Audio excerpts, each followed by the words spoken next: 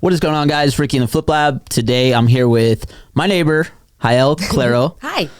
How did you say your name in Jael Spanish? Claro. Yeah, that sounds a lot better. Yeah. Jael's been in real estate for quite a while. I feel like we kind of, in the Phoenix market, got together. We didn't meet each other for a while. Yeah. But I felt like we were going kind of like the same meetups and different things. Same circle of people there for a while. And then, we both bought houses in the same neighborhood. So we've gotten a lot closer, just kind of hanging out and doing that.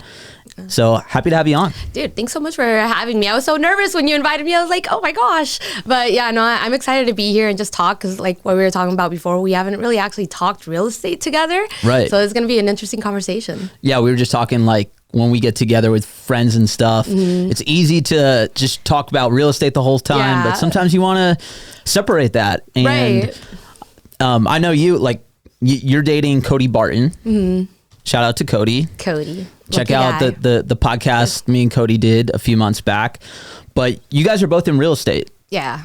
How is that dynamic? I always kind of wondered, like, I'm in a relationship with my girlfriend Dana, right? Love her to death, but doesn't really care about real estate at all. Yeah. Right? Not business focused. And I feel like we make that dynamic work. But how is it like being with someone that's pretty much in your space and doing what you're doing? I mean, for me personally, I love it just because I think having somebody that's like such a driver personality like Cody kind of keeps me always checking myself, like, what am I doing? What am I achieving and whatnot? So I think it helps me a lot and it's super motivating. And then at the same time, because he is super driven, it kind of like gets me to be like, all right, what am I actually enjoying? You know what I mean? And it makes me really kind of like look inward, but I think our dynamic works really well. I mean, he's super passionate about what he's building. I'm really passionate about my thing. So I think it's like, we're just two different individuals kind of on the same path, but not on the same exact journey, just, walking life together. But I really like it. I think, we were talking earlier before we started about like the deals and stuff like that we do since we're not working exactly together, how that actually works out when I'm selling him deals and stuff like that. So that's where it can kind of get a little funny. But yeah, no, he's a great guy. So it's great dynamic. Do you feel like you guys are ever like competitive within business? I think in the beginning more so on my side, yeah, just because for me when I first started real estate, like I was like an entrepreneur before, I had done a bunch of sales job and stuff, but I hadn't been like truly like focused in one space. And so when I got into it, I think there was a lot of comparison on my end of being like, dang, like I suck. You know what I mean? Yeah. Like, what am I doing? But I think as the years have gone on and we're just kind of like evolving, I'm not really comparing myself anymore. Just because there's no point, you know what I mean? And they say it's what? Comparison's the thief of happiness? It is, yeah, the thief of joy. And it's just like, if I get a deal and, he just made $100,000 that week, it's not going to feel very good, like my accomplishment of, a $10,000 like assignment, you know what I mean? So I had to really stop looking at that. And there's not competitiveness, I wouldn't say, just because like we are in real estate together, but like we are in such different spaces, as far as like he's a buyer, I'm a wholesaler, so I'm a marketer. So it kind of works out in a way because it's kind of like the missing key, like he's my VIP buyer. So it kind of always works out. Yeah, that works out. Yeah. I mean, you find a good deal, you sell it to him, and then you both go on vacation. Yeah. It's like you're eating that whole profit right there anyway. So that's kind of cool. Yeah, so I love that part about it. Yeah. So we never really talked about before real estate. So were you, you're from Mexico, right? Yeah. So born in Mexico, moved here when I was like 5 years old and didn't get my citizenship until I was 16. So yeah. Wow, because how old are you now? So I'm 27 now, gonna be 28 in March. So yeah, it was pretty much all of my teens not being legal, you know what I mean? So it was a little weird for me for sure, because it was like a lot of people have, I think, the background of their parents, like, what do you want to be when you grow up? And having dreams and whatnot as you're getting older. And for me, that wasn't really a thing. Like I couldn't really be a dreamer. Like my parents never talked to us about what we wanted to do because we didn't know we were gonna stay in the country. Like we just didn't know. We actually got kicked out at one point. We were having the application for citizenship was under my grandpa. He was actually born in the States. Okay. But he died during our application process, so the courts were just like, no more. So he was our sponsor. And so it was a really weird time where it was just kind of like, we were just thinking we were going to have to go back to Mexico. My parents let the car get repossessed. They pulled us out of school. We were just like, we got to go. And thankfully, like, my mom was going to school to be a nurse, and she was the top of her class. So Banner Desert, one of the private hospitals here, actually sponsored our family to get citizenship. So it was literally from 1 month to the other of being like, our life is over, we're going back to Mexico. Like, I had never gone to school in Mexico other than like kindergarten, you know what I mean? So I was just kind of like, crap, I suck at math, that's what they're good at over there. Like, so it was life-changing, honestly, for me from 1 month to the next to be like, wow, all the doors opened up. I got like my driver's license, and from that moment I was like, dang, what do I want to do with my life? You know, so it was a powerful experience, honestly, going through immigration. Yeah, I could only imagine. Like, I see the stress of what's happening with the real estate market, what's going on with the economy, but just not even knowing if you're going to be allowed to be in this country or not. Yeah, must have been like super crazy at such a young age too. Yeah, I think it switched the dial from like, a lot of people is like, I have to work, to like, I get to work, I got to pursue something. So yeah, it changed my perspective a lot. Then were you always pretty ambitious, and like, how did you end up finding real estate and entrepreneurship? No, I don't think I was like ambitious, quote unquote. I've always just like loved people. I like talking to people. So that was always my thing. And I kind of gravitated more towards just like sales and whatnot. I sucked at school. I like barely graduated high school. I paid people in high school to do my classes for me. And then I ended up being a nanny in New York. So I was a jack of all trades, essentially. Yeah. How I got into real estate, I was actually doing trade shows around the country, just selling like a heating pad, temps units, just different products. And there was a girl that I was working with that actually knew Cody as well. We all did like VEMA, like a MLM back in the day. Okay. Yeah, so there was like a weird connection there. And she posted a picture of us together, and Cody like mentioned like, oh, that's Jael. And he added me on Instagram. We like started talking again and invited me to some party. I ended up quitting the trade shows, moved to California, and came to visit my family. I know it's like a weird triangle of things that happened. But I was here visiting my family for a little bit, and I ended up hanging out with Cody. And I was just like, dang, this kid has just got it together, you know? So he told me about what he was doing in real estate and whatnot. And mind me, at this point, I was just like, I'm broke. I am living in an apartment in California, like mattress on the floor. Like, I'm just trying to get it together and find my way. And I was just like, I'm hanging around with the wrong people, doing the wrong thing. And so that's when I decided to just move back to Arizona. I didn't even tell Cody I was planning to work for him. I just like packed up my crap in my car. On my way back to Arizona, I was just like, hey, Cody, can I like door knock for you? Can I do something? And that's how essentially it all got started. I love that.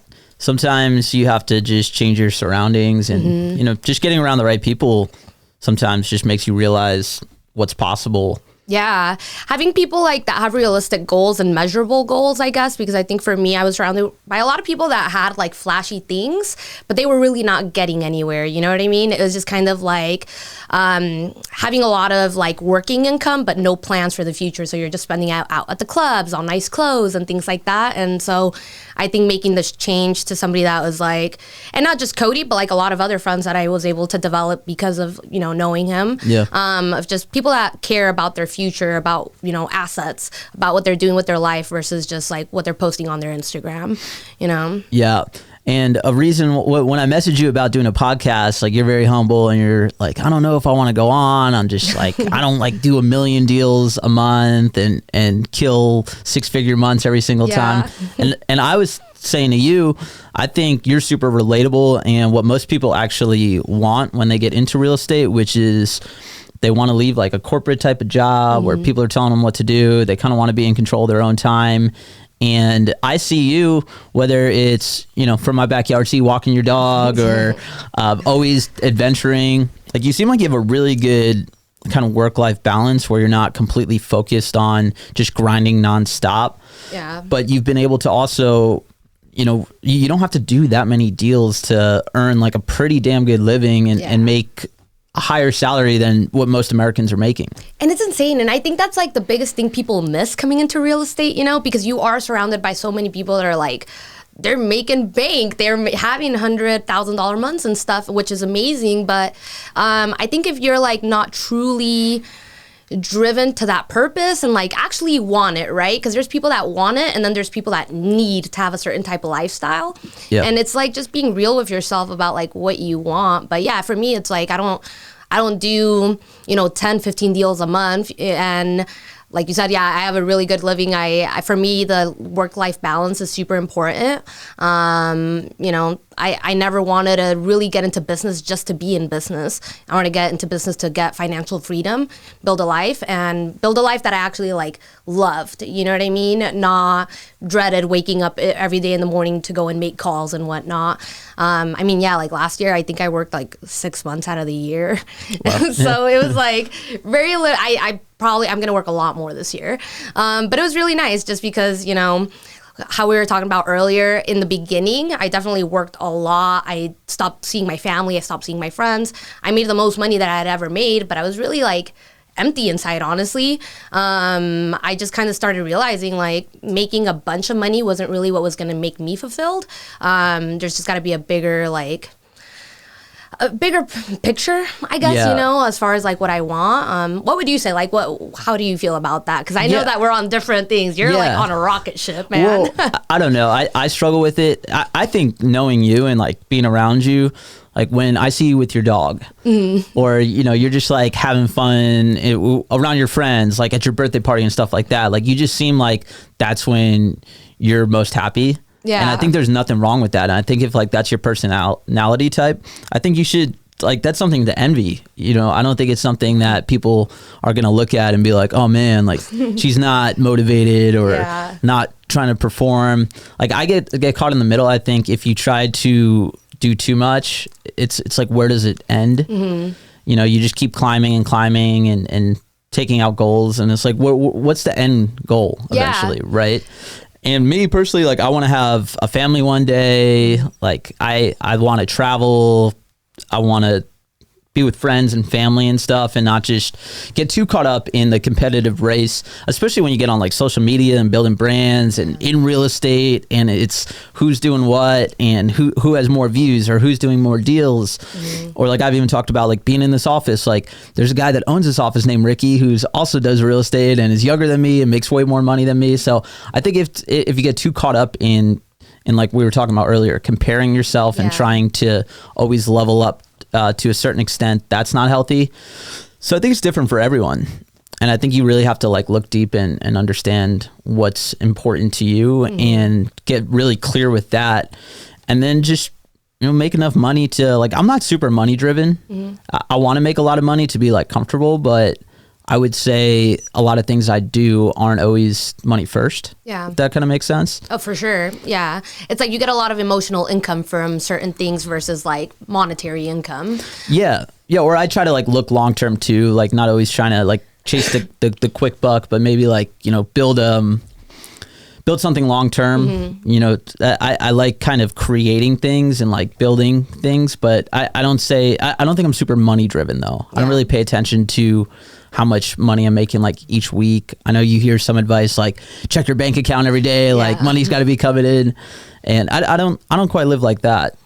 Yeah, and I think that's healthy. You know what I mean? When you're not kind of like on the rat race or on this golden hamster wheel and always trying to stay on it and just like being okay and knowing like who you are. So like the know thyself thing, you know, it's just like it's so important because then at the end of the day, I feel like a lot of the entrepreneurs and people in real estate, like sadly, that end up killing themselves. You know, that's like a real thing in entrepreneurship is that the comparison and the thief of joy and the whole thing, it's just like you can make hundreds of thousands, millions of dollars, but if you're not really in your purpose, you're going to feel empty inside.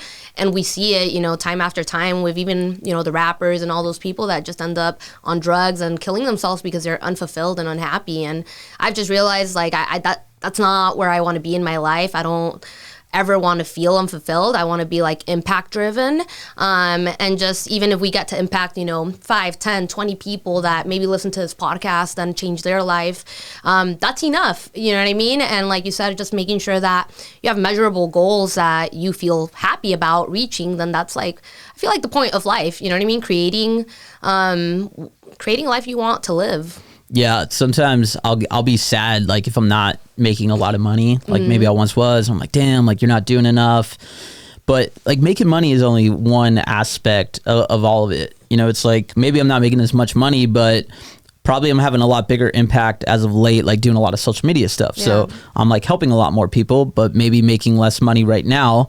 And then down the road, it's like all things kind of have cycles, right? And sometimes I feel like in the long run, the more people you help, it will impact how much money you're making. Yeah, for sure. I mean, I watch some of your videos sometimes with some of the guests that you have, like Novation King that you just had on and whatnot. It's just like there's nuggets in everything in every podcast that you do. So I think you are definitely changing lives, and there's going to be probably people that are starting in real estate that like learn through you, come and bring you deals and things like that, but it's like you don't even see it directly happening. And help here, all right, swipe your card. You know what I mean? So it's just like all this indirect good karma that's going to be coming to you.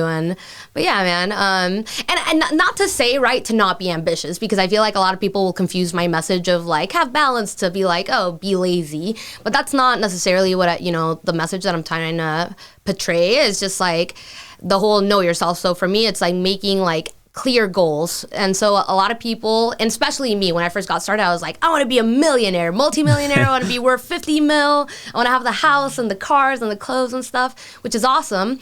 But it's just like, how do you get from point A to point Z? You know what I mean? It's like there's this huge gap that we have to fill. So I think for me specifically is just like, what do I want to accomplish this week, this month, this year? And don't really like, I have like, overarching goal, but I don't really try to look too far ahead, because then I feel like I get kind of like lost in the weeds of like what I'm actually trying to accomplish right now. You know what I mean? Yeah. Do you feel like goals hold you accountable? Like I'm not really big on goals personally. I'm a little bit more like, I know where I'm heading, and like on a daily basis, I just try to like work my best to try to like continue down that road. But I've made goals in the past, and sometimes whether I like kill the goal or don't, like, I just like don't always feel great about it. Or like if I don't hit a goal, then I almost feel like more of that like failure feeling. I gotcha. Yeah. And I've never felt too satisfied when I like crushed the goal. I'm like, gosh, should have made the goal bigger. Oh. so then a lot of the times I'm like, what's the point? Yeah, I guess that's true. And I think it's like depending on people, personality types, For me, I think I definitely have like some form of ADD or ADHD that's like undiagnosed, but like I am a squirrel. And so for me, I need to have kind of like a carrot dangling to know what direction to run in, because otherwise I'm just like, this is fun. Now this is fun. And I think for me, that's why I was like a jack of all trades for a while, is because I just had no direction. I was just kind of like, I just want to make money. You know what I mean? So yeah, I think personalities, make sure that it's like, yourself, and it's for you. It's like, well, it doesn't really get me excited. It's not like I work harder just because I have this like end goal. You're just going to like work hard because you're a hard worker. You know what I mean? I think for me, I just know I need a goal, like a specific goal post to actually reach. Yeah. So what's like that? Coming back to like real estate, what's when you're day-to-day real estate stuff, what are some like daily goals that you have, and what's your typical day kind of look like? So right now, I mean, with the market changing completely, I switched my marketing altogether. So I had virtual assistants before. We were doing a lot of like direct to seller. I cut down my marketing with virtual assistants altogether just to like minimize the cost and risk right now. Yeah. So I'm doing a lot of direct to agent stuff. And so what my day, like my goals are daily, is to at least get 20 offers out the door. And like letter of intent, right? Not anything like super structured out, but I want to be able to at least get 20 just offers out to realtors. And that's really like my only goal for the day, is making sure that I have like quality conversations. So I'm just focusing on creative finance only right now. Okay. Just because my buyers, like I know like it's going to sell. If I get a creative deal, it's going to sell. I don't have to worry about like, well, the cash and this, so that's what my day just looks like, is just doing direct to seller agent outreach, getting offers out, and that's essentially it. Yeah. On the real estate side. When it comes to like those creative deals, I've been talking a lot to different people, like creative deals, especially this year. It seems like that's like the buzz. It's like creative, pitch creative. And I've talked to Jerry Norton, Ray Spencer, all these different guys like that are buying creative deals. Yeah. You're a little bit more on like the marketing side and upfront and then like wholesaling those deals out. When you're looking at those deals, how are you underwriting them for your end buyers? So I know the criteria that they're going to be looking for. Certain buyers are going to be using private money. Some others are going to use their own cash. And that's going to really determine how much cash flow is in the deal just altogether, right? So if I'm looking at a deal and just depending on the seller, if they need more cash up front, I have a buyer in mind. If maybe they just want a shorter term, I have a buyer in mind. So I kind of look at every deal through the scope of what my buyers are going to want, just to make sure that when I lock something up, it's actually going to close. And another thing that I do is also like I do direct my buyers. I completely trust them. So with creative stuff, it can get a little fishy with the paperwork, right? So I always like doing the seller direct to the buyer, and then I just get a marketer's agreement on the side to make the paperwork a lot easier, and there's nothing fishy of like assignments and things like that. We've done that a bunch, like on New Jersey deals, even on wholesale deals, where we're just like the end buyer, and we'll just like pay out referral fees. And I tell people, you have to be really careful, obviously, and like actually know your buyers and make sure like they don't steal your deal and they're going to pay you out. But if you have solid buyers, a lot of the times it's just a lot cleaner and easier to do it that way, where I'm like, hey man, like how about I just put our LLC right on the agreement. We don't have to have assignment in there, nothing. And how much were you going to make on this? $8,000. I'll just cut you a check at close. And it's just developing the right relationships, right? Because you're right. Like, don't do that with just anybody. Don't do it from some Facebook group. Right, Facebook group. Yeah. But it's like, get to know your buyers, especially with creative deals. Like, they're a lot more serious than a cash offer handoff, right? Because you have to trust, like, for me personally, I don't want to screw over any of my sellers. You know, creative deals can get pretty hairy if the person doesn't perform, if they start making the payment, especially on sub-twos. You can like ruin somebody's credit with that. Yeah. So I like being very careful about who's going to be buying the deals that I sell, because at the end of the day, I don't want bad karma for just being lazy about the due diligence with the buyers, right? And the paperwork that goes in place. So yeah, just being careful who your buyers are, how you're negotiating these deals, and just the paperwork is like the most important part. Yeah. And I know obviously you have Cody, and Cody's partners with Pace, big creative finance guy. I know that's probably, like you were saying, some of your deals are going that way. Yeah. But I also know, weren't you also working with Greg Ellsworth, right? And he does like a bunch of creative stuff. Yeah. Is that kind of how you learned a lot of your? A lot of it, yeah. So I worked with Pace and Cody probably just for like 3 months. So I got my first deal with them, just door knocking for them. But since we were dating, I was like, maybe we should separate things out, especially in the beginning. Right. Cody and Pace were actually partners with Greg at one point on creative stuff. Right. They decided to just kind of do their own things, but I met Greg and I got along really well with him. Super, super smart guy. Has been in the business for like 20 plus years. I've never met him, but just looking at like his stories and stuff, he seems kind of like under the radar, but like an OG in the game. He's a silent killer. This guy is like, 100 plus properties. You'd never know. He's just like in his Birkenstocks, like just hanging out, hunter. But this guy is just like a wizard in his mind with creative stuff. Like, you can just tell him the terms, and he'll just structure out an offer in his brain without having to write it down anywhere. So it's really cool. But yeah, I actually ended up doing like 43 deals with Greg just in 2021. Oh, damn. Yeah, so I worked acquisitions for them, and that's probably where I got my most experience. So we did like the 43 deals, like 20-something flips, and everything else was creative. And so it was really cool to actually learn under somebody that he has so many different strategies, and that's what I learned about creative, is that there's not one way of doing creative. There's like the Burley method. There's there's just so many different things that I could get into, but it's just like there's no rules in creative deals, and I think that's like the biggest thing I learned from him, is just like, however you can structure a deal to make it work for both people, like do it.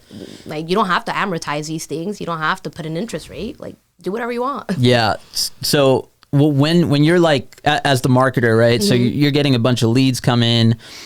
I know sometimes though, there's a fine line between just someone who's a tire kicker, not motivated at all, and then like you have like the motivated people. Like, when do you decide to, okay, this is a lead worth actually underwriting in all these creative ways, or maybe talking to my buyer about how could we structure this without wasting their time of someone that maybe a deal is never going to work? Yeah, I mean, especially with creative, I think not everybody is going to be a creative seller. And I think that's I think a lot of like the new wholesaler and people that are trying to get into creative is that they try to make any deal a creative deal. And realistically, it's not going to work for everybody, you know, for them to hold your terms and whatnot. Yeah. So that's like having the shotgun effect of marketing versus sniper. And I consider myself like a sniper marketer where you have to identify the right things in a lead to make sure that it's even going to make sense to pitch a creative offer. So biggest thing for me is like their pain point. Like if the property is completely messed up and let's say that they're underwater, they're gonna have to actually pay out of pocket to sell the house. That's like a perfect creative lead. So when I'm actually even just like pulling lists and stuff like that, that's what I'm looking at is, well, direct to agent, we can get specific on that. I make sure that it's been listed for for minimum 90 days. It has to have, less than 20% equity, and they have had to own it for no more than 5 years. And the reason for that is because they're going to have no equity, right, in that property. So that's kind of the criteria that I look for when I pull list, and I think that's where it starts, is pulling the list correctly. And then, you know, when you outreach those people, it's just don't get greedy on your initial offer. It's like, send a good offer out, you know, don't just start off with like, I'm going to give you $5,000 because people aren't going to want to listen to you. Yeah. So making sure that you're not getting greedy when you're sending that initial offer, and picking the right person. If it's just somebody that like, let's say it's a tired landlord, but they have, you know, $1 million house, they're not hurting for it, it's like, it's probably not going to make sense for them to do a seller carry, you know? Yeah. Or like, I guess, so you're talking to an agent, it fits that criteria. Maybe there's like a little pain there, and the agent's like, yeah, send us your offer. Do you typically try to get terms from the seller side first, or are you actually trying to structure the deal and present that offer? I structure the deal and present the offer to the realtor, because the biggest thing too with realtors is like they're getting hundreds of people that are reaching out to them, and there's probably a lot of wholesalers that are reaching out to them, wasting their time. Yeah. So that's what I've noticed the most is like they want to make sure that you're serious about being a buyer. So I send out an initial offer. I'll ask them, you know, if there's a loan in place. If not, what's the down payment that the seller might want, just so I can have somewhere to start. And if they give me somewhere, just some type of number that I can start an offer at, then I go from there. And if not, then I'll just kind of like, you know, throw Hail Mary and see if it sticks. Will you shoot out, you know, 50 years, 0%, zero down to start? Or do you try to do something make reasonable. A little bit more of a win-win? Yeah, I'll do a win-win. I'll leave myself some room to, you know, go down if I need to. But usually I'll do like, I'll try to do no balloons initially, and if they bring up doing like, okay, well, they don't want to do more than 10, it's like, okay, now I have a you know, kind of a ceiling for them. I always don't do interest unless the realtor tells me, oh, there's no way they're going to do it without interest. Because sometimes the realtors are going to ask you, well, what terms? What would you be thinking of? Right. They should if they're a good realtor. Yeah. But some though, it might just kind of fly under the radar and no one brings up interest, and you're like, well, all right. Yeah. Let's keep it moving. It happens. There's definitely deals I've done where I'm just like, why would you, what? Okay. That sounds good. Yeah. But yeah, I mean, for the most part, most good realtors are going to ask you what terms would you even want to consider. And I'll let them know like, hey, my biggest thing is I have to cash flow. So if we can structure something out where I'm not into it for more than 10 or 15% and I can cash flow at least $300 to $500, like, I don't care. I'll pay you way over market. And usually that's a selling point, is like, hey, we'll pay over market. We'll make sure that you get the down payment that you want. I just need to make sure I cash flow. Yeah. That's it, you know? And how many of these creative buyers would you say you have?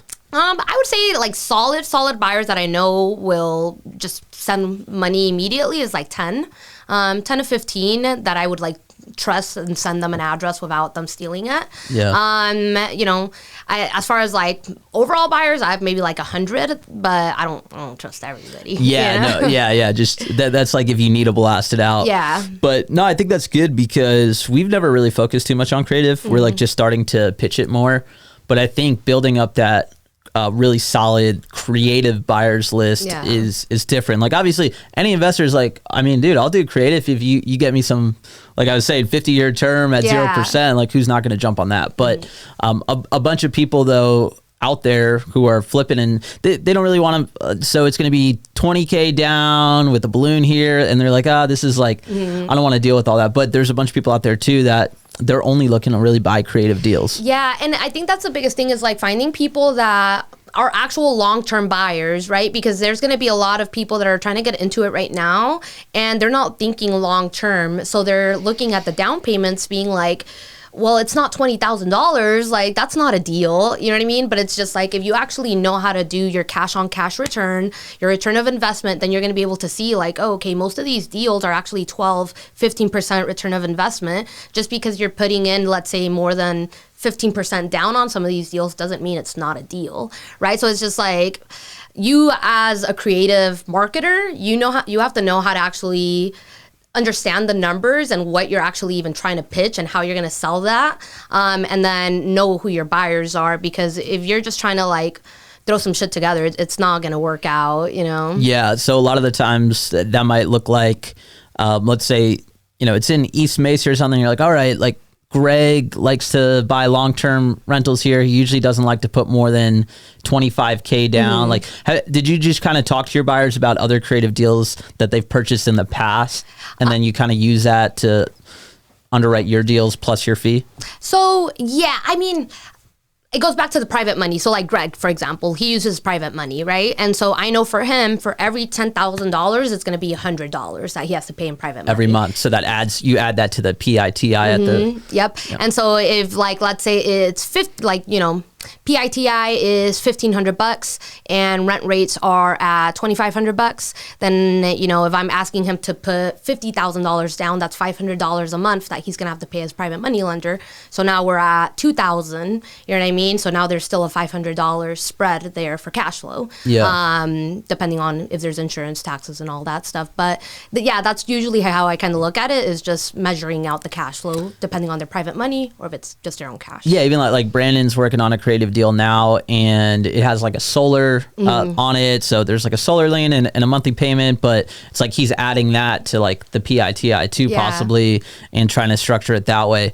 So I just think what I struggle with sometimes is knowing right now, like we don't have, I think, this huge a bunch of like creative buyers. So I know what like a good creative deal sounds to me, but sometimes I might be getting a little too greedy pitching them of like, well, give me your best terms. But then I think sometimes they don't quite know, like they're not a bank, right? So I feel like some of the pitches would go better if we presented them, hey, it's going to be this much down, this percent interest. But I always like not making the first offer. So maybe I have to kind of switch it up with creative, I think so. Like definitely ask them, like, because a lot of the people, especially with the down payment, right? That's where I try to figure out how much down, because that could either make or break a deal, the down payment. You think that's the most important part with cash flow? No, cash flow is definitely it. Yeah. I mean, you don't want to be in too much into a deal, but I think cash flow matters more than anything else, because if you're underwater every month, then, but that's the one thing they'll always tell you is how much they want down. And so like, I have a deal right now. It's really funny. Like, I have a relationship with this realtor. He sent me this house in Maryville, and walked it. We're all good, everything. Another wholesaler, won't say the name, I'll tell you after, but he's a pretty popular wholesaler here in the Valley. Okay. They locked her up. So this is the terms I offered: $20,000 to her, $5,000 to the realtor. They leave the loan in place, walk away. That's it. Okay. Mind you, this house needs like $50,000 worth of rehab alone. And they just got the loan in April of 2022. So there's no equity. She's trying to sell it market value, and it needs a full remodel. Yeah. Right? And so I go in and I'm just like, all right, this is not going to sell to anybody. I know most of the creative buyers in Arizona, and I just look at it and I'm like, that's not going to work. So I offer her $20,000, $5,000 to the realtor again. We'll pay closing costs. And they were all ready to go. The other wholesaler comes in, makes a ridiculous offer of $30,000 to her, $10,000 to the realtor plus closing costs. And at that point, you'd be into this deal for like $100,000 after closing, rehab and everything. Yeah. So I don't even sweat it. I was just like, okay, sure, man. Like, and I actually saw it get shopped out. I had buyers that I originally sent it to, like, hey, what happened with this deal? And I was just like, don't worry, they're gonna cancel here soon. That's the worst. Yeah, and the realtor, I told him, I sent him a screenshot. I was like, hey, like I told you this was gonna happen, and you know they send a cure notice. They never submitted earnest, and now it's coming back around. And like I'm gonna sell it to Pace. So Pace was the original buyer on it already. So I'm like, it's already a done deal. But it's just interesting because it's like a lot of people will go out there and try to make these ridiculous offers, and it's not going to sell. You know what I mean? So it's like, I mean, you see it with wholesaling all the time, right? People locking it up, and then you're like, some sellers though, they got to go through the ringer a couple times. They unfortunately, do. Unfortunately, I don't see. I try to sometimes get ahead of that and let them know, hey, if you're talking to all these other people and if they're in that price range, I don't understand how anyone's going to buy that deal. You should probably make sure they're putting down, I'll give them like super, make sure they put down 10,000 non-refundable, or, just to try to weed them out. But some sellers they're just going to take the better offer and kind of have to go through that. And even with the realtor, because even when you develop a relationship with these people, like I told them, hey, I shopped it out already for you before we even get under contract. But I think like that's for anybody watching this, if you're doing any deals with realtors, you're educating. That's all you're doing. You're not selling the realtors because they're just that middle person. So don't try to sell the realtor. Try to educate them on what you're doing. Maybe I could have done a better job, right, educating that realtor on like what this process was going to look like and whatnot. But I think that's like the best way to get these deals done, especially direct to agent, is just like educating nonstop. Every time you're on a conversation with them is like teach them more of like what you're trying to do, because then you're never going to get those deals done. Yeah, especially a lot of realtors that they kind of have the ego. They have their license. They're professional. They're the professionals. Right, they're the professional. So sometimes it's a balance to make sure you're educating them without making them feel dumb, or like you don't want to turn it into this like, well, I don't understand any of this. This is sketchy. Like you want it to try to just be like a seamless learning process for them. And it's like they probably had this shitty listing that no one else really wants, and now you're coming in with a viable solution to get them paid, get their sellers house sold. Have you seen more creative deals come from through agents or going direct to seller? I think it's been this year for sure. I mean, like last bit of 2022 and now going into 2023, it's a lot more direct to agent. But it's mostly because I turned off my direct to seller marketing, I think. Yeah, like agents, I mean, that's free leads, essentially. Free leads. I mean, I don't pull any data for that. So like my method is, I mean, some of these subscribers that I subscribe to might hate me for giving this advice, but so Batch, if you guys use Batch, there's a cool thing in there where you do the property search. You can filter out like the 90 days on market, equity and everything. You just do the property search. You don't pull the list, don't skip trace it, nothing. It's just going to give you the actual results. Copy and paste the address into Google. So this is for everybody that doesn't have MLS access. I have MLS access, so it's different, but if you don't, this works amazing. So filter it out on Batch, just copy and paste the address from the results into Google. On realtor.com, it's going to pop up the actual realtor information, so the phone number, their email address, and you can just call them directly there. Hey, I was looking at your listing. I'm an investor in town. Just wanted to see if you'd consider an offer on terms. And that's it. You know what I mean? So you don't have to pay for any data. You don't have to have MLS access. You can just kind of work your way around. Yeah. And I mean, the good part about on-market stuff for the most part is at least like they actually do want to sell. Yeah. So you're not wasting time.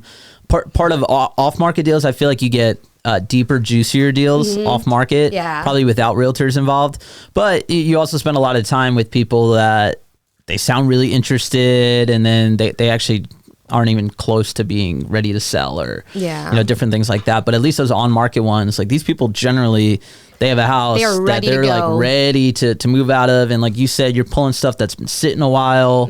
So at least if you could just provide terms that make sense for them, they should probably be ready to accept that offer. Yeah, and it is a lot easier with that. I mean, direct to seller, I definitely want to start it up, because I think right now the market is, I mean, it's still the same. It's pretty tight. You know what I mean? But I think a lot of wholesalers went out of business. So there is a lot less competition when we're out there making offers. And I think that's going to ease up for us to actually get better cash offers too. Because you're right. Creative deals aren't like you definitely can negotiate them to make a lot of money, but your spreads are going to be a lot smaller on creative than cash usually. So I think like an average assignment on creative stuff is going to be anywhere from like 5 to 15,000 versus a cash.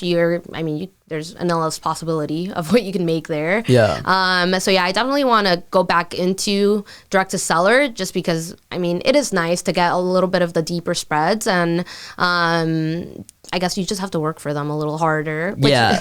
and what we were saying too, to not have to do that many deals, but still make really good money in a year, you can find one really good off market direct to seller deal that could be a $90K wholesale. Yeah. Now you just made like a big portion of the money you really need to make that year off of one deal. And typically deals through realtors aren't going to create big spreads like that. Because they're professionals as well, right? So they know the comp. So it's like if they let you get away with a 90K spread, like they are terrible at what they do. Yeah, but it is though, like when we had Ray Spencer on, like my most viral reel on Instagram is with a realtor involved. He did 50-year term at 0%. I remember watching that. So insane. Through a realtor. So I guess you never know when it comes to creative. What would you say is the craziest creative deal that you've structured? Ooh. Any juicy ones? There was we did a flip in 2021 that was creative. So we, as a duplex, and we actually got it under creative terms. So we just got it where we didn't pay the seller anything until after the flip was done. So almost like a novation, but not, because the deed actually transferred and we closed on the actual property. Okay. But we ended up making $100,000 on that flip. Wow. So that was really, really great. The seller, they just didn't want to actually do the flip. They knew it needed to be done. So we just gave them a set price, and we told them anything over this will make that difference, and they were down with it. Okay. So similar to novation, but you actually took the deed before you did the rehab. Yeah, exactly. And it's just like nice because then it's like you have a lot more control versus, let's say, we did the flip and then they changed their mind halfway through because they know how much more of a spread is going to happen there. Yeah. So I do like novations. I want to get more into them. I've actually never done one myself, but I kind of like the fact that we close on properties, you know what I mean? Versus just kind of like a paper saying like, hey, we're agreeing to this. Yeah. Yeah. Have you done any novations? No. No? Okay. So we've been like shopping, like we have this person in New Jersey that does them. So we've sent some leads like to them. We were never really pitching like anything creative for a while. I was under the mindset of just don't get shiny object syndrome, kind of like stay in your lane. It's working. But over the last 6 months, wholesale deals have like really dried up, like being able to just rip those big spreads between the hedge funds, buyers pulling back. I miss the hedge funds. Yeah, buyers being more picky. Yeah. Right, all of that is kind of gone. So, this year we've started adding those tools, I guess, to our belt. Like I've been getting familiar with them for the last few years and talking to a lot of experts about them and stuff. So I feel really confident about it, but it was more so just, I didn't want to get bogged down underwriting a bunch of novation deals and creative deals where I'm like, there's like a super distressed seller that we could just buy their house at like 40 cents on the dollar, big spread. But those deals have kind of dried up. So I think this is a good time for us to start implementing, just if we have a seller or an agent and like the deal isn't working for a retail buyer, we have to pitch them, I think, just multiple options to try to get that deal done. Yeah. And I think a lot like if you do go direct to agent, it's like the follow-up, because a lot of these deals aren't going to convert super fast, you know what I mean? Especially because if they're on the market, they're going to want to try to keep shopping it out and have your creative offer as like a backup. Yeah, like that sounds kind of crazy. Yeah. We'll hold this in the back burner. If it doesn't sell in another 60 days, then we'll do it. And so it's kind of a waiting game for sure on the on-market stuff, and making sure that it's like you stay top of mind and that yours is going to be, at the end of the day, the best option. But I think it goes back to like making sure that you're not chasing like the wrong rabbits. Is like making sure that they're like actually somebody that's worth this type of offer. You know what I mean? Yeah, because I know being in an acquisition role, you don't want your pipeline to be filled up with just a bunch of junk. Yeah. And then you look at it and you're like, this is all junk, and like you're not excited. It's never going to convert. Right. Yeah. You're not excited about anything. Then you don't want to make any calls. Like I'd rather have a pipeline of like 5 leads that I just stare at all day, and I'm like, these are all deals. Yeah. I just have to keep hammering away at them until one of them finally says yes and like signs the contract. No, so yeah, that's the thing. So I guess like for you, what makes you the most nervous about creative? I would say initially it was the dispo of it. Like I'm not really trying to hold properties per se long term, like in like all these like different places and stuff like that. So I just think from that standpoint, it was just kind of like I don't know what to do with these, or I didn't have a bunch of creative buyers.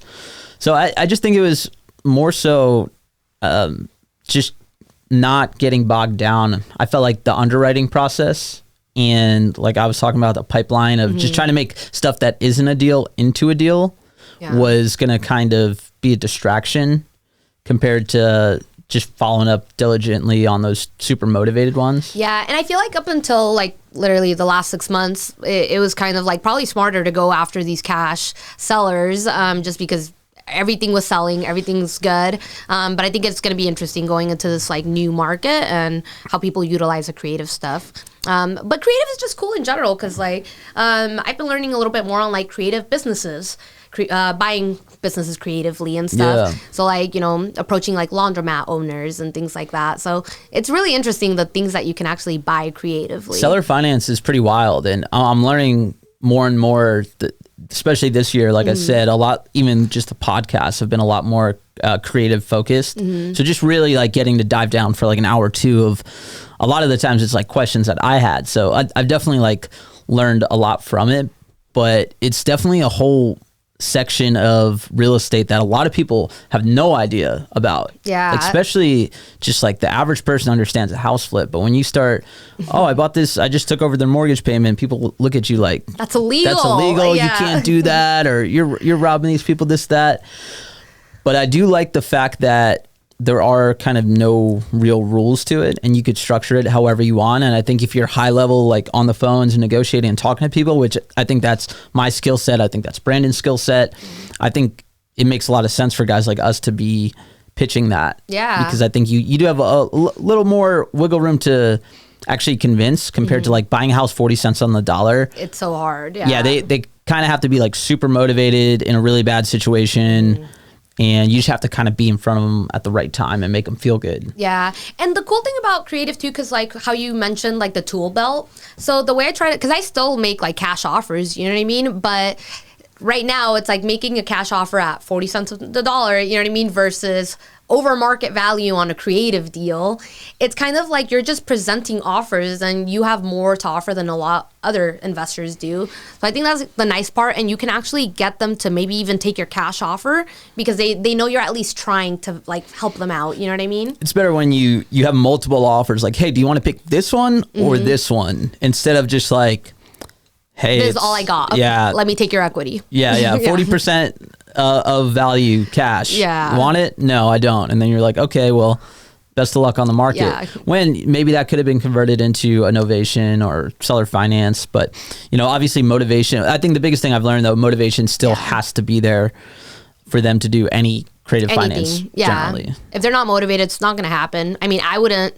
Like, I have a house that I own creatively. Yeah. And, you know, like, I would never sell it on terms. I would never sell like my own properties on terms. And I think it's just like the motivation, right? It's like, if you don't need to get rid of it, why would you? Debt is like, if you can get cheap debt, that's the best thing. So yeah, I was hearing actually Pace talk about that. It's like the value isn't maybe necessarily even like the house right now. It's like, it's that fixed 30-year loan at 2.5%.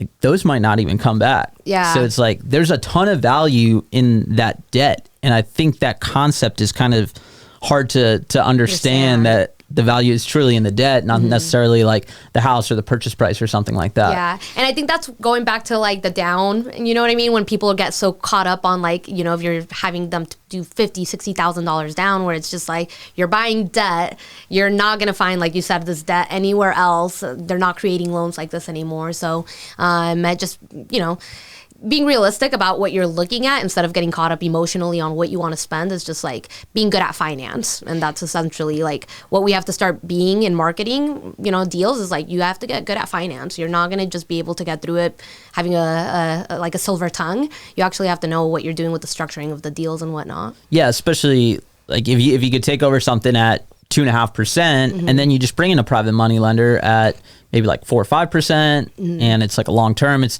you just have to be able to get creative and make those deals work. But it'll be interesting. I think this year is definitely a big year for creative.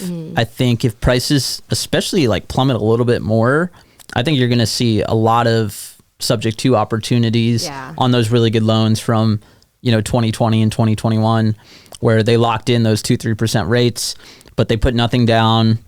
They don't have any equity. And now if the market drops a little bit or even just doesn't go up and they have to sell their $600,000 house and bring whatever it is, $40,000 to close, which most people just don't have. Yeah, it's not going to work for a lot of people. So I think it's going to be up to us to really come in, give them the opportunity to sell their house and help them out. And I think it's just like a lot of people too see creative as like a shady or a slimy thing, you know what I mean? But I see it as like we truly are helping a lot of these people. The people that are going to sell creatively wouldn't have been able to sell their house any other way. So just like kind of like telling yourself that and knowing that you're actually doing these people a service.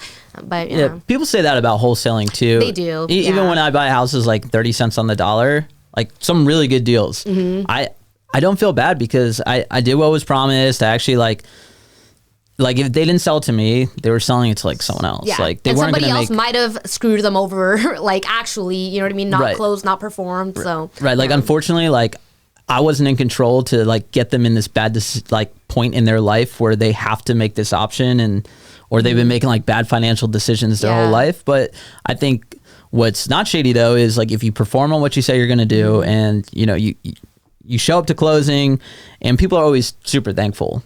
When you perform, it's like the people that offer way more and then don't close on the wholesale deal because they want to get it under contract. I think that's a shadier business practice. Yeah, I feel like honestly, the most grateful people and sellers that I've ever dealt with are the ones that I made the most money from. So it's just interesting how that works, Yeah, it's an interesting dynamic for sure.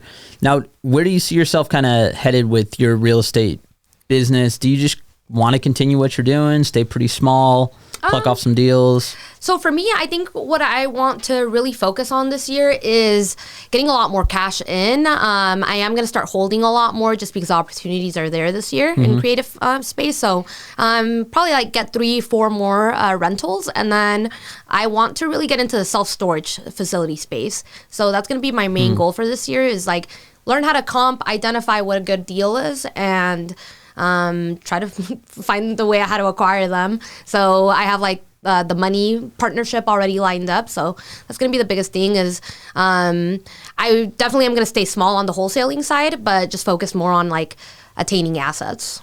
Yeah, I've thought about whether it's self-storage or like just wholesaling like bigger commercial type deals. If you think about it, it's kind of all the same process of tracking down owners, trying to find motivated ones, and then pitching them. But if you find a good storage unit, you might be able to rip a 6-figure assignment fee a lot easier than trying to do that off like a single family house. Yeah, so that's like definitely the goal is work a little smarter, not harder. So do less deals and make more money. So yeah, I think just getting into the bigger, just commercial space.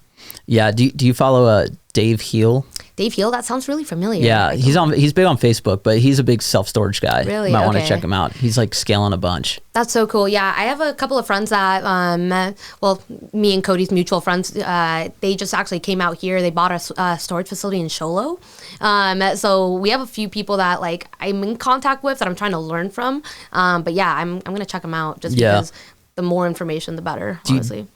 Do you like spend some time to think about where you want to focus your attention, like kind of within the real estate space? Because like we've been talking about, there's so many different avenues that work, that people are successful in, especially all the people you're around in masterminds. Like this guy's doing this and this guy's in storage, this guy has mobile parks. Like how do you figure out where you want to spend your attention and time? I think for me, especially because like I've been dealing with one of my own rentals and just like tenants, I hate tenants. It's the worst thing ever. Same. So I that's where I kind of want to gear away from having like physical people in my houses to now storage facilities and stuff like that. So that's really the focus for me, is just like gearing away from that and knowing myself and like what I don't want to deal with, and buying assets that actually make sense for like my life and the lifestyle that I want to create. So not dealing with tenants, self-storage people. Yeah, no, that's a good way of looking at it. I think I've been trying to look at it more through that lens. Like I have a partner in New Jersey, Steve, and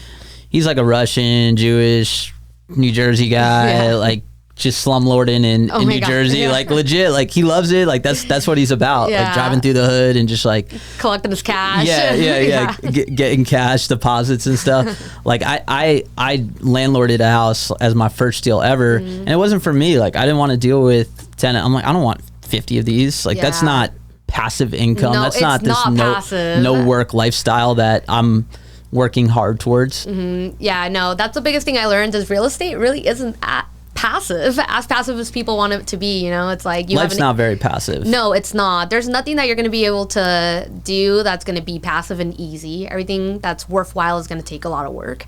But I realized I don't want to work with tenants.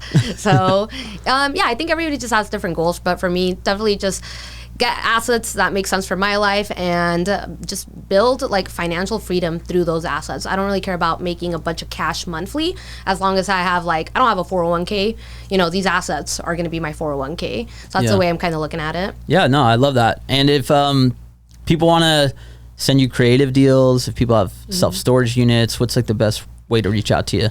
Reach out on my Instagram. So Jael Clarocelaya.